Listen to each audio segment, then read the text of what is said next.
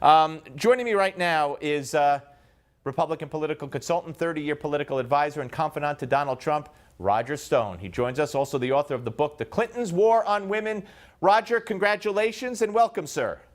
Steve, it's great to be here. I'm just now sobering up from my celebration. Well, you got a radio show to do tomorrow.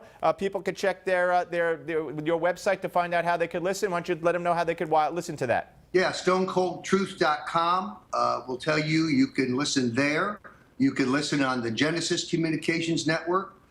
You can listen at AM 970 The Apple here in New York. Right. So this is my new project. I'm very excited about it.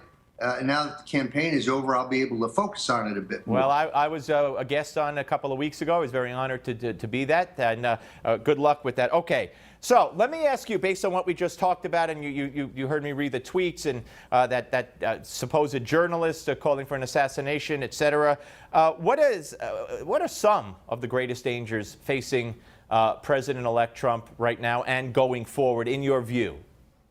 Well, first of all, we're not going to have unity in the country, not right away at least. And those who are opposed to President Trump's election are still opposed today and will seek to undermine his leadership and his administration. So just as they have not stopped, we who are grassroots Trump supporters cannot stop in our activities to support the Trump reform agenda. Secondarily, Steve, and I went through this when I worked for Governor, later President Ronald Reagan, he has to repel the boarding party of neocons and establishment Republicans who are now showing up and saying, I was with you the whole time, and I'd like to be Secretary of X. The names that I hear bouncing around are disconcerting, to say the least. Jamie Dimon, the banker, for Treasury Secretary, he's an active Democrat. That's the worst idea I've ever heard. So I think that we have to be vigilant that the Trump presidency is not co-opted, and support the president as he selects men and women who support the Trump agenda. Well, it's funny you mentioned that, because in a similar concern, but stated a different way, Ari Fleischer, who did not vote for Trump and did not vote for Hillary, nonetheless said his advice to Donald Trump is to keep your outsiderness, keep your non-insiderness, if you will, and don't stock your cabinet and your political positions with insiders and people who don't want what you want. So he's singing the same tune as you. Do you think that Jamie Dimon thing is real? And I mean, you're close to Trump, and the people around him, you know, the Stephen Bannons of the world, and the Kellyanne Conways and all those other, you know, inner circle people. Who would be advising people like who would be advising him to pick people like Jamie Dimon and others that concern you? Well, first of all, there's a distinction between the transition and the government and the campaign. So how much influence those involved in the campaign have on the personnel selection process is an open question.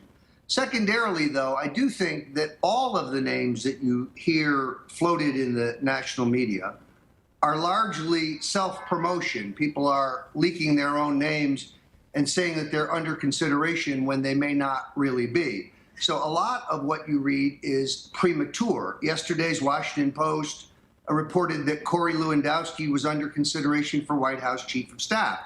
I happen to know for an absolute fact that that's false. That was fed to the Washington Post, and they naively, or maybe not naively, ran with it. But he's not under consideration for that post.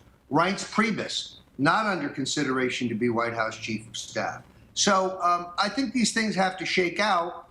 I just think it is very important, and I'd set a criteria. If I were President Trump, I would appoint no one to my foreign policy apparatus who had been a drumbeater for the Iraq War. Reaganites, non-interventionists can be found, people who served Ronald Reagan, admirably in the State and Defense Departments, who are not neocons. Those are the kind of people we need to find. All right, you say, interestingly, that Priebus, I hadn't even heard the Lewandowski. I guess I didn't turn to the Washington Post today quick enough. But give me a name that you think might be someone that you'd like to see as Chief of Staff, or that and/or might have a legitimate, chance. Well, first of all, I think Stephen Bannon played a crucial role here in Trump's victory in his understanding of the new media which is particularly important when your campaign is underfunded. The Trump campaign was doing some very innovative and I think effective online campaign activities and advertising in those closing days. I also think Bannon really helped Donald crystallize his anti-elitist, anti-establishment message, which he stuck to very, religiously in the final 2 weeks, 3 weeks. So Steve Bannon is someone that I would like to see considered. Now, I don't know if Steve wants the job. I don't know if he could be convinced to take the job, but he does remember who the good guys are and the bad guys are. He does know who was for us and who was not for us. He'd be an excellent appointment if he would take the job. Let me ask you about Donald Trump's safety. You heard me read, as I alluded to earlier, and I thought maybe you would go there with it, but the tweets and the vitriol and the riots in the street, we haven't seen anything like this in my recent memory. Certainly didn't happen on the part of the right when Barack Obama got elected, and everybody feared what would happen if Trump got elected or if Hillary got elected. What would the Trump supporters do? They'd riot, they'd go crazy. That wasn't going to happen, but it's happening on the other side. So what do you fear for Donald Trump's safety? Steve, I was on with Alex Jones on Infowars.com on election night, and he asked me what was my single greatest fear, and this is my single greatest fear. I pray for the president-elect and his family every day. I wrote a book on the Kennedy assassination.